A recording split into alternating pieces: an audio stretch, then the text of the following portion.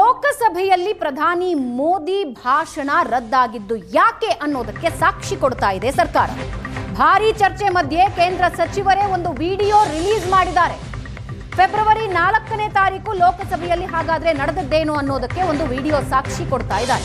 Video ಸಾಕ್ಷಿ ಕೊಟ್ಟಿದ್ದಾರೆ ಕೇಂದ್ರ ಸಂಸದೀಯ ಸಚಿವ ಕಿರಣ್ ರಿಜಿಜು.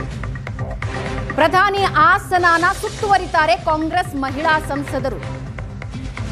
ಓಂ ಬಿರ್ಲಾ ಇದನ್ನೇ ಹೇಳಿರ್ತಾರೆ.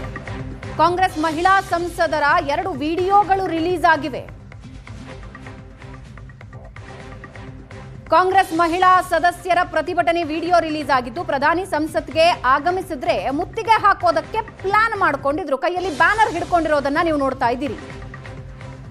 ಅದರ ನಡುವೆ ಕೇಂದ್ರ ರೈಲ್ವೆ ಸಚಿವರಾದ ಅಶ್ವಿನಿ ವೈಷ್ಣವ್, ಟೆಕ್ಸ್ಟೈಲ್ ಮಿನಿಸ್ಟರ್ ಗಿರಿರಾಜ್ ಸಿಂಗ್ ಕೈ ಮುಗಿದು ಕೇಳ್ಕೊಳ್ತಾರೆ, ಹೋಗಿ ನಿಮ್ಮ ಜಾಗಕ್ಕೆ ಅಂತ.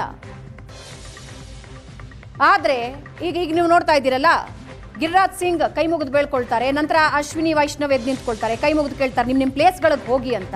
ಆದ್ರೆ ಬ್ಯಾನರ್ ಹಿಡಿದುಕೊಂಡು ಮಹಿಳಾ ಸಂಸದರು ಪ್ರಧಾನಿ ಮೋದಿ ಅವರ ಆಸನದ ಸುತ್ತುವರ್ಕೊಳ್ತಾರೆ.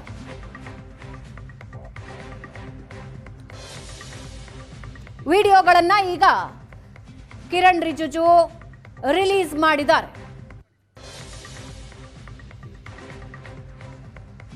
ಫೆಬ್ರವರಿ 4ನೇ ತಾರೀಕು ಏನೇನಾಯ್ತು ಅನ್ನೋದನ್ನ ನೀವು ನೋಡ್ತಾ ಇದ್ದೀರಿ.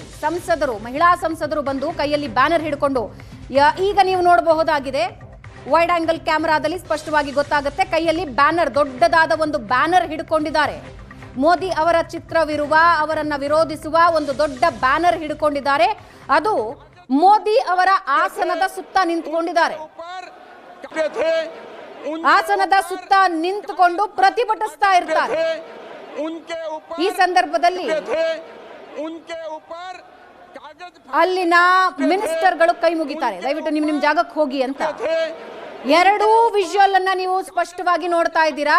ವೈಡ್ ಆಂಗಲ್ ಕ್ಯಾಮೆರಾದ ವಿಜುವಲ್ ನಲ್ಲಿ ದೊಡ್ಡ ಬ್ಯಾನರ್ ಒಂದನ್ನ ಲೋಕಸಭೆಯ ಒಳಗೆ ತೆಗೆದುಕೊಂಡು ಬಂದು ಯಾವ ರೀತಿ ಪ್ರತಿಭಟನೆ ಮಾಡಿದ್ರು, ಪ್ರಧಾನಿ ಆಸನದ ಸುತ್ತುವರ್ಕೊಂಡಿದ್ರು ಮಹಿಳಾ ಕಾಂಗ್ರೆಸ್ ಸಂಸದರು ಅನ್ನೋದನ್ನ ನೀವು ಸ್ಪಷ್ಟವಾಗಿ ನೋಡಬಹುದು. ಒಂದು 7 ರಿಂದ 8 ಜನ ಮಹಿಳಾ ಸಂಸದರು ಪ್ರಧಾನಿ ಆಸನನ ಸುತ್ತುವರಿತಾರೆ. ದೊಡ್ಡದಾದ ಬ್ಯಾನರ್ ಹಿಡ್ಕೊಂಡು ನೀವು ನೋಡ್ತಾ ಇದ್ದೀರಾ.